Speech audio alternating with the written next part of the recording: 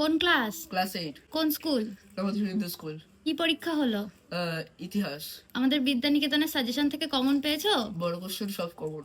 ও নবদ্বীপ হিন্দি স্কুলে পড়ে।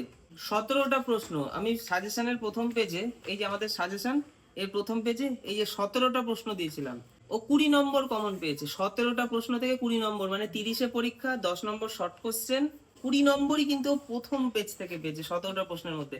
আমি দেখিয়ে দিচ্ছি কিভাবে কমন এসে ওর স্কুলে হুবহু। 2 নম্বর মানের দুটো করতে হবে। এই যে প্রথম ক নম্বর ফারুকশিয়ার ফরমান, 2 নম্বরে এসছে এই যে সাজেশনে ফারুকশিয়ার ফরমান। পলাশির লুণ্ঠন বলতে কি বোঝো?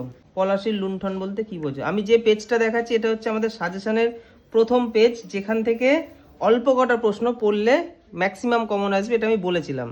সেই পেজ থেকে আমি দেখাচ্ছি। আমি কিন্তু পিছন পেজের অধ্যায় ভিত্তিক আরও যে গুরুত্বপূর্ণ দিয়েছিলাম সেগুলো কিন্তু দেখাচ্ছি না। আমি জাস্ট প্রথম পেজের 17টা প্রশ্নের মধ্যে আমি 2 নম্বরের দুটো প্রশ্ন একদম সামনের সারিতে একদম কমন। খ নম্বর লর্ড উইলিয়াম বেন্টিংয়ের, এই যে লর্ড উইলিয়াম বেন্টিংকের শাসন ও বিচার সংস্কার। দ্বৈত শাসন ব্যবস্থা বলতে কি বোঝো? দ্বৈত শাসন ব্যবস্থা, তার প্রভাব, সংজ্ঞা এবং বৈশিষ্ট্য। তাহলে এদিকে 4 হয়ে গেল, আর এদিকে দুটো, 3 দুগুণে 6, 4 আর 6 10 হয়ে গেল। এবার 5 নম্বরে দুটো লিখতে হবে, যে কোনো দুটো।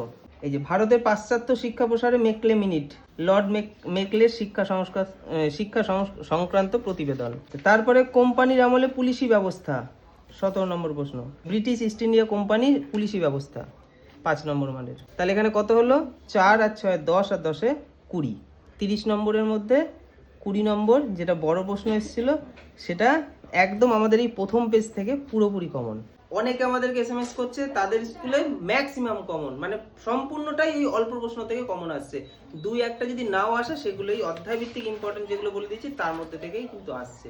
আমাদের পরিশ্রম সব দিক থেকে সফল হয়েছে। তো এখনো যাদের স্কুলে এক্সাম হয়নি আমাদের সাজেশনগুলো নিয়ে পড়লে আমি আশা করি অল্প প্রশ্ন পড়ে পরীক্ষার সময় ম্যাক্সিমাম নাম্বার খুব ভালো পরীক্ষা হবে।